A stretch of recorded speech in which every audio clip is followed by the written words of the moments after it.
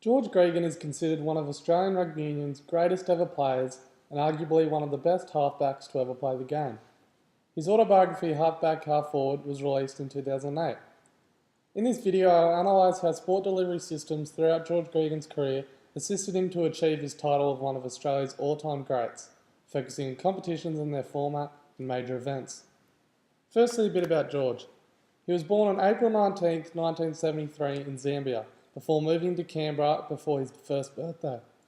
George represented his country numerous times at both under-19 and under-21 level, before going on to play 139 international tests for the Wallabies, as well as 136 games for the ACT Brumbies. The reason I have selected George is because he epitomises what it is to be an ideal role model to younger generation of footballers. He was not only respected for his talent on the field, but was greatly respected off the field by all his opponents, and also because he came up through the local Canberra rugby system.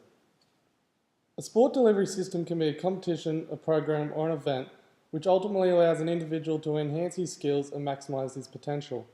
It is important to analyse sport delivery systems so we can have an understanding of what key features have the greatest effect on maximising individual potential. George was always interested in sport as a kid. He grew up playing rugby league and cricket, and it wasn't until he moved to St Edmunds College in Canberra, one of the most rugby union orientated schools in Canberra, that he started to pursue rugby union. His first major achievement was representing the ACT at the Australian Under-17 Championships. This competition was George's first taste of playing rugby at an elite level. It allowed him to play the best players around the country at an under-17 level in a round-robin format. George would also go on to represent the ACT at under-21 and senior level. He would then process on to the next level, making his debut for the ACT Brumbies in 1996 in the Super 12, now known as the Super Rugby.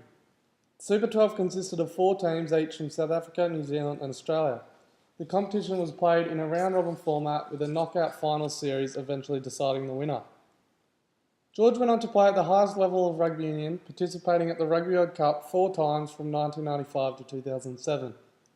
The Rugby World Cup consists of the 20 best international teams from around the world. All teams are split into 4 pools consisting of 5 teams each. Each team plays everyone in their respective pool once, with the top 2 teams from each pool then going on to play in a knockout stage, where the eventual winner is decided in a final. As stated, the 3 major competitions that George competed in at different levels were all played in a round-robin format. So why use a round-robin format over any other format? A round-robin format is the most useful and effective way of not only achieving an overall winner, but also to achieve the goal of sport development. Whilst the main goals for national and international sporting competitions are to find an overall winner and produce the best team, the main goal for the competitions at state level are to allow individuals to test their skills against the best players in the country, which will ultimately make them better individuals. Using a round-robin format allows all teams to play an equal amount of games without worrying about getting knocked out of the tournament, like playing a single elimination format may lead to. This timeline shows George's major sporting achievements throughout his career, starting with his international debut for Australia in 1994 to him being inducted into the International Rugby Board Hall of Fame in 2013. George achieved multiple successes throughout his 14-year career, winning the 1999 Rugby World Cup with Australia and also winning 2 Super Rugby titles with the ACT Brumbies. As George describes in his book as the biggest break in his sporting life, he was awarded a rugby scholarship with the AIS in 1992. The AIS, or the Australian Institute of Sport, is as defined on their website, Australia's strategic high-performance sport agency. David Clark, who was the head coach of rugby at the AIS while George was there, stated that the AIS showed George a whole new way to approach the sport, to develop both the physical and the mental side. The AIS also lectured participants on training effect, which describes how to get the most out of training and how to make the most of recovery.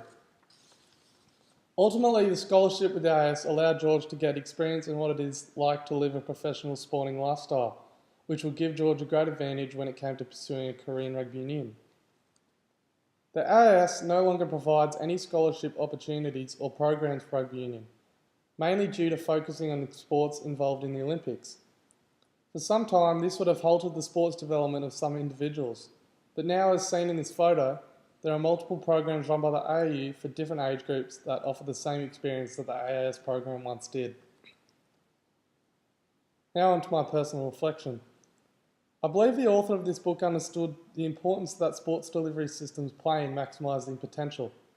He understood that without the experience gathered from participating in competitions and events at a younger age, the sports person may have not achieved what he did throughout his career.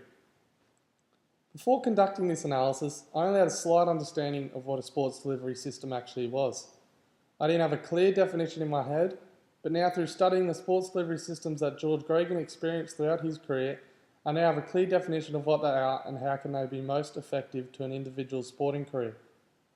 To conclude, this vodcast analysed the sports delivery systems experienced throughout the extensive rugby union career of one of Australia's greatest ever players, George Gregan, as they were written about in his autobiography. It focused on his major achievements and major competitions from school level to an international level. We can argue that George Gregan may not have achieved what he did throughout his career without the exposure and experience gained from sports delivery systems. Thank you.